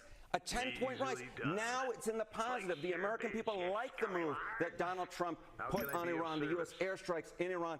Let's bring in Sky News contributor Kosha Gator. Kosha, the data on the airstrikes is particularly interesting because CNN was at the forefront of running that anonymous, low-level conjecture that the airstrikes didn't actually do much damage, but that narrative seems to have not had long-lasting impact. Indeed. I think ultimately polling does reflect reality. It may be delayed because it's always swimming against the current of the mainstream media narrative engineering. Sometimes it may be delayed by years or even decades, sadly and frustratingly, but eventually truth does tend to prevail. And that one, it was not only a criticism of Trump, which was the genesis of why they were putting that out there, but it was also a criticism of American military might, the technological capability. And that I don't think it sits very well with the American public because just the nature of those bunker-busting bombs, it's technology nobody else has in the world. The visuals of how they're like rockets that go deep into the ground was quite amazing. And it just wasn't going to fly, I think, the way they were constructing that narrative. The polling also probably improved because it was a controversial move. Politically, in terms of foreign policy, that still remains about are we getting sucked into another forever war? But since we didn't, it was sort of an in and out. I think those concerns have been assuaged as well. I think that had a lot to do with it as well. I think a lot of people were very reluctant about America getting involved in another Middle Eastern conflict to that extent and were fearful this was going to be a war. When it was just a one-off strike, then I think they relaxed somewhat. Now, this is rather wonderful footage. Watch here as Keir Starmer squirms like the ineffectual faux leader that he is as Donald Trump talks about Europe's illegal immigration crisis and the rising crime. Europe is a much different place than it was just 5 years ago, 10 years ago. And They've got to get their act together. If they don't, you're not going to have Europe anymore as you know it. And you can't do that. This is a magnificent part of the world, and you cannot ruin it. You cannot let people come in here illegally. And what happens is there'll be murderers, there'll be drug dealers, there'll be all sorts of things that other countries don't want. And they send them to you, and they send them to us, and you've got to stop them. And the squirming did not stop there. Starmer was then asked about whether he's envious of Trump's stellar record in resolving the illegal immigration crisis in the US. The president makes it look easy dealing with illegal migration. You must be envious of his record in such a short period of time. Well, I think we've been discussing irregular, illegal migration is a huge issue in both our countries. In the United Kingdom, it is a real cause for concern, and that's why we must bear down on it in all its aspects, upstream, across Europe, where a lot of ours comes through northern France, across the Channel. Kosha, Trump's really shown these leaders that the illegal immigration crisis can be solved. It is not an issue that's too big to have an answer. You just have to have the will and the policies to make it happen. And he's did it in such quick time. And I think that's what's shocked so many people. That line in his State of the Union address, or joint address that he gave just weeks into his presidency, where he said, we heard for years that you needed more legislation, a comprehensive immigration reform, and it turns out all you needed was a new president. Yeah. That's going to go down in the history books, because he's done it, as you say, in less than 100 days. Border crossings are virtually zero, and we all know that immigration has been really a debacle for Western countries over the last half century.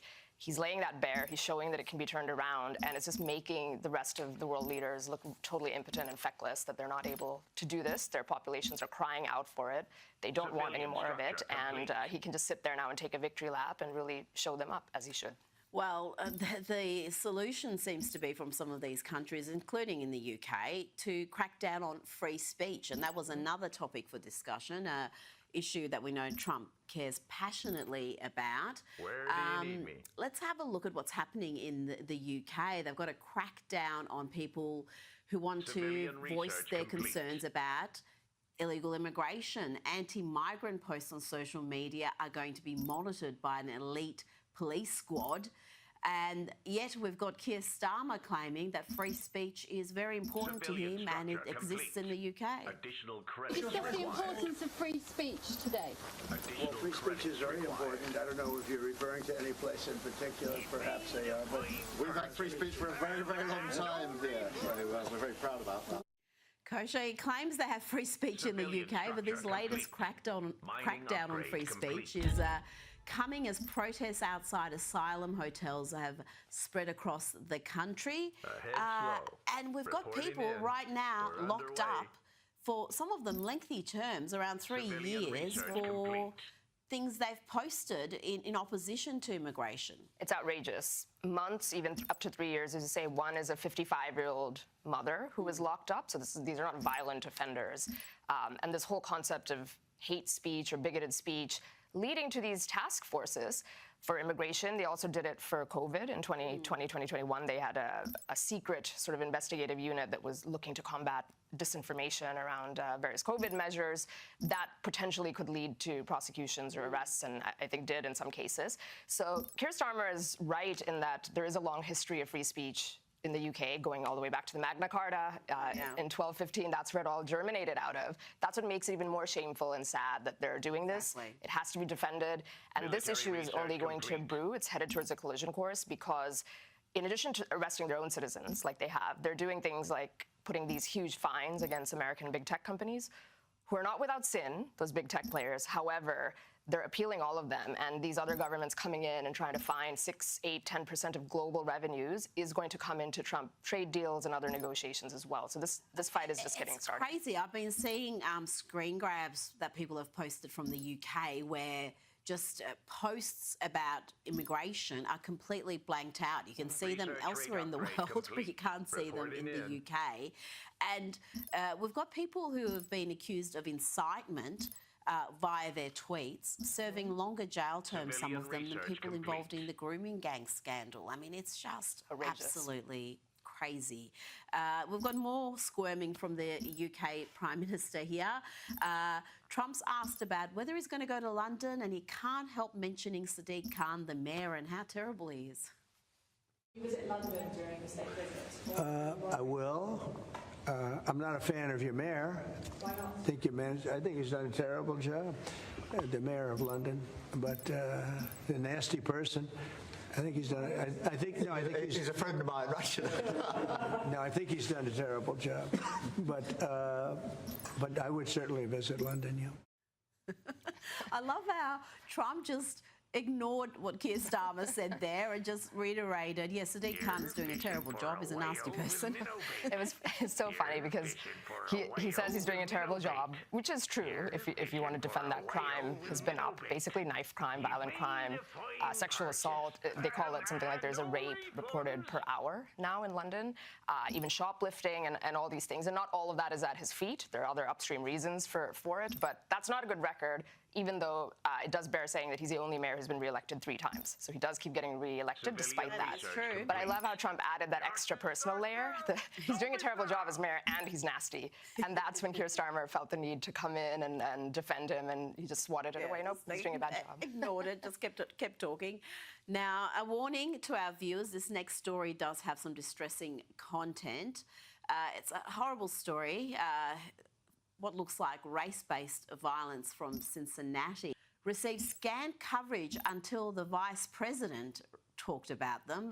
The scenes are horrific, but when I went to Google yesterday looking for news coverage, the mainstream media were missing in action. Indeed, the first news story that popped up was about Ice Cube's surprise appearance at the Cincinnati Music Festival.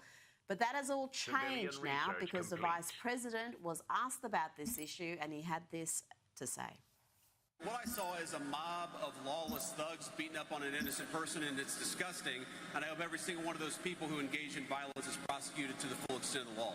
And they will be. They will be so long as law enforcement in the state of Ohio takes their job seriously. I know Dave Yost cares a lot about these things. I don't know the full context. I don't know how the fight started. But the one part that I saw that was really gruesome is you had a grown man who sucker punched a middle-aged woman, and where I come from, at least, when you have a grown man who sucker punches a middle-aged woman, that person ought to go to jail for a very long time. And frankly, he's lucky there weren't some better people around, because they would have handled it themselves. But if they're not going to handle it, the cops in Cincinnati, the law enforcement, you've got to prosecute people. We've had way too much lawlessness on the streets of great American cities. We are now seeing some news coverage on this story, but Koshar can guarantee if the races of the victims were reversed, if the perpetrators were mainly white and the victims were black, let's face it, this would be front page on most newspapers across America, would be leading the news service. But it's taken the Vice President's intervention to actually put this even in the news cycle.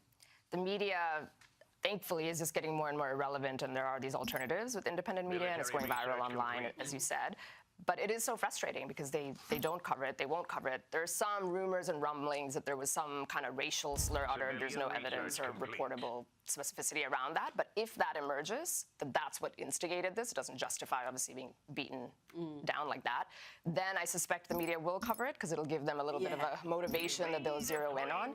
But it is frustrating. I think 2 things will force them to, either that, high-profile people like the Vice President speaking out about it, and then prosecutions, if they happen. Harmeet Dillon, who's the head of the civil rights group under Pam Bondi, under this administration, came out with a statement that federal statutes protect all Americans, regardless of color, and we will be watching the Cincinnati prosecutors closely to make sure that they bring charges against these people. That's what everybody's waiting to see.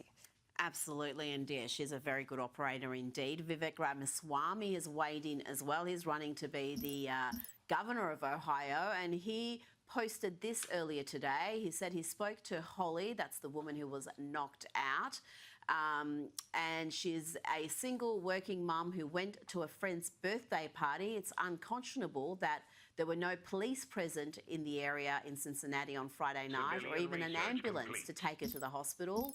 Hardworking Americans shouldn't have to worry for their safety when they have a good time in our cities.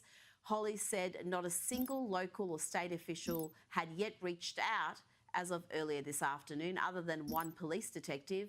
Leftists like to lecture about systematic injustice while thugs turn out cities into war zones. I'm done with their excuses. As governor, I'll make sure they'll be behind bars, not running wild. Our cops will have the green light to restore order. No apologies. This is a strong statement, and JD Vance also made a statement about making great American cities safe again. The local authorities in these big cities have allowed lawlessness to run wild. We have got to make great American cities safe again for families and children. If you want to take your wife or your children out for a meal, you shouldn't be worried about street violence, and the only way to destroy that street violence is to take the thugs who engage in that violence and throw their asses in prison.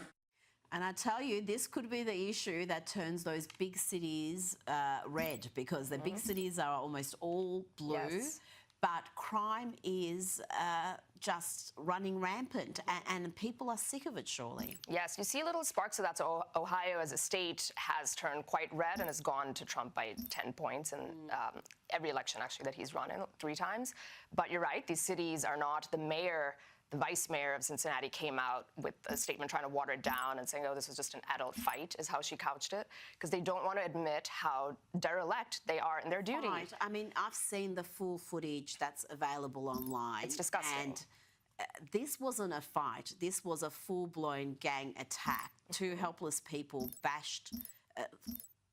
Almost a miracle they're alive. And Absolutely. then the second video is a man by himself who is just horrifically bashed. They're trying to water it down, but the only thing that'll make a difference is prosecutions, handcuffs, and that is the deterrence. And we keep talking about Bukele and El Salvador and how he has done that by having very, very strong consequences for criminality. We need to bring that back, especially after BLM. The system has sent a very bad message that you can do these kinds of things and get away with it, especially if you're from certain groups. Yeah. And that has to be turned around. Welcome back. Now, there was a shocking mass shooting in New York City today that left 4 innocent people dead, including a police officer. But before the assailant was named, we had media outlets like CNN trying to guess the race of the gunman, desperate to know how white he was, even though the picture released showed he was not. They do not know who he is. They know he is a male, possibly white. He's wearing sunglasses. He appears to have a mustache. And that picture has been distributed to every police officer in New York City. Yes, the colour of the 27-year-old mass shooter, identified by sources as Shane Tamara, was somehow hugely relevant to CNN. Joining me now is a comedian and host of Primetime with Alex Stein on Blaze TV. Alex, the media continue to disgrace themselves. Just when you think they can't sink any lower, they go and surprise you. Well, I'm not surprised whatsoever. I mean, if you look at the media and you look at their track record, once again, I'm not surprised they wanted this shooter to be white. And the fact that he's not, I'm guessing that this whole entire event is probably going to get memory hold. And we'll probably not hear that much about it in the future, believe it or not, because there's certain narratives that they want to protect. So you look at CNN, they are the most dishonest media company that is in existence currently. So for them to accuse a shooter of being white when you can clearly see that he's not white, I'm actually not surprised whatsoever. Now let's discuss a far more frivolous issue. Tell me about the outrage from the left, Alex, over these Sydney Sweeney ads. She's advertising jeans, but some are seeing and hearing racist Nazi dog whistles in these ads. Tell me why. I mean, Rita, once again, why does everything have to be through the lens of a Nazi doing it? You know, she's a beautiful blonde woman, but they want to try to paint her as being a Nazi. And that's where it loses, you know, the meaning of what a Nazi and how evil a Nazi truly is when you accuse a beautiful woman like Sydney Sweeney for doing a jean ad as being a Nazi. So that's what's wrong with the media, and that's what's wrong with, you know, most people. If she was a 400-pound Lizzo impersonator, they would be cheering her on. But the fact that she's actually a beautiful woman and, you know, more than likely probably a white beautiful woman, you know, dare I say, that's why the backlash and that's why these Nazi accusations exist, just because she's beautiful, and they don't like that. They want ugly models in this model. Yeah, well, because they're saying it's a play on words. The ad says Sydney Sweeney has great genes, and they're thinking about genes with a G. But, you know, even if they were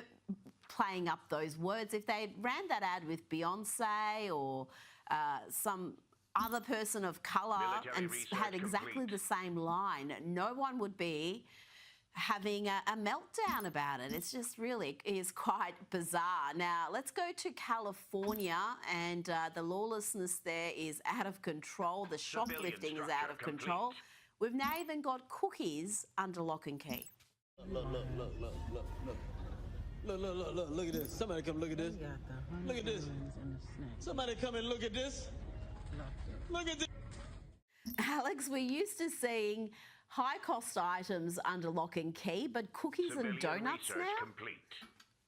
Well, Rita, I actually looked into this, and this is actually very common. That they have to lock up the cookies, the ice cream, because when people are withdrawing from drugs, they're craving sweets. So that's why they have to do this. I'm not even kidding. That's why I was just reading it, and that is one of the main reasons. You know, they've always locked up deodorant and, you know, items that people could steal and resell.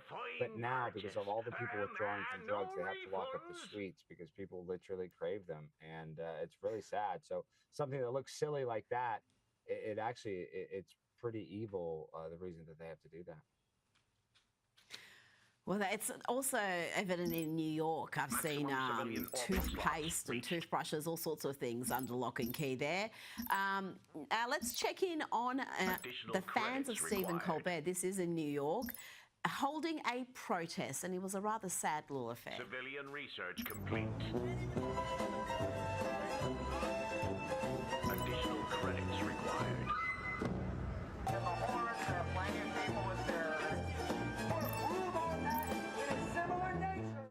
There was about, 20 people there, Alex. They want him reinstated, but if this is the support they're getting, it ain't going to happen. Well, no, I mean, his average audience age is 68 years old, and that was literally more people than watch his show on TV every night. So, I mean, Stephen Colbert, his show's going to get canceled. I wish CBS would just pull the Band-Aid off right now, because they're going to let this guy have a lot of runway to just demonize President Trump and just make bad content. So I want to see Stephen Colbert go on his own, because in this modern era, if he is funny, if he truly deserves to be at that spot, he can do it independently and still be successful. So, you know, the proof is in the pudding. We'll see how successful he is after CBS. I don't know how much longer they can keep this going, because he's not due to be off air till 2026. And he seems to be spending his remaining time on air just having a massive tantrum, bagging his own network. So I wonder how much longer they're going to be paying this enormous salary to him, plus his 200 staff, the fact that the show's losing around 40-50 million a year just to have their own network bagged. So I think I wouldn't be surprised if they get rid of him a bit sooner than they were anticipating. Alex Stein, thank you so much for your time tonight. Civilian research complete. Civilian research complete.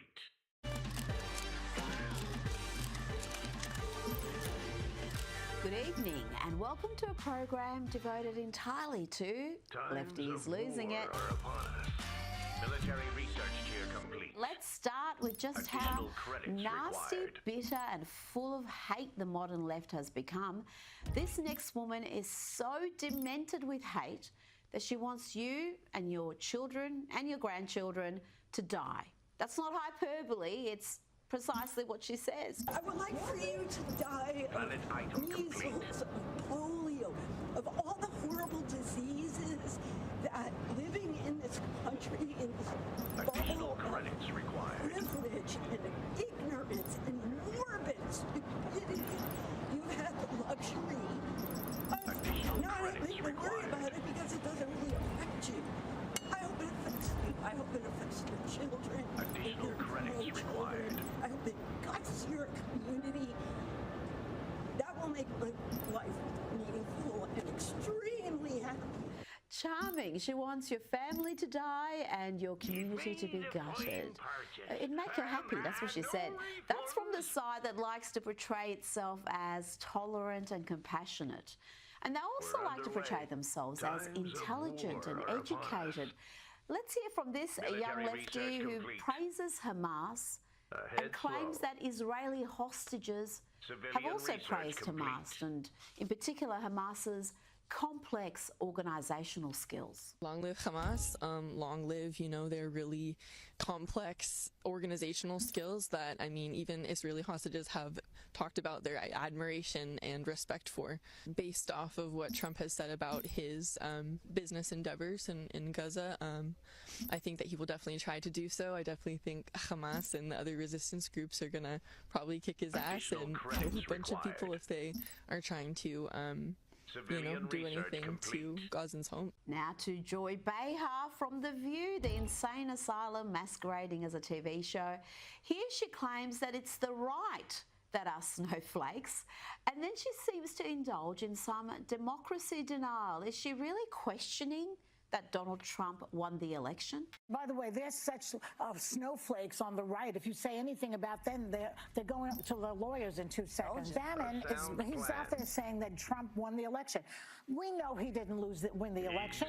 Let's check in with alleged comedian Stephen Colbert, who had billionaire Reid Hoffman on his show. This is the guy who has funded lawfare against Donald Trump and has in the past been forced to apologise for spreading disinformation during a Senate race, and he also had to say sorry for suggesting that the Trump assassination attempt was a false flag. But he's a lot more shy these days. Well, he was on Colbert anyway. Watch here as Stephen Colbert tries to get him to attack Elon Musk.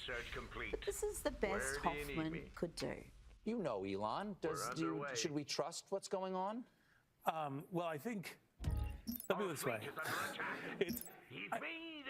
What I want to say is that as Americans, we should be trying to help as much as possible. Right? We want government efficiency. Yes. But obviously, we could do it in a much less cruel and much more lawful manner. Yes, cutting government wastes and spending on mad green and trans projects is very cruel indeed. But a very timid response there, not like the Reid Hoffman we've known and loathed over the years. Let's hear from Elon Musk now. He was talking about his fellow tech billionaire in a Joe Rogan interview not long ago.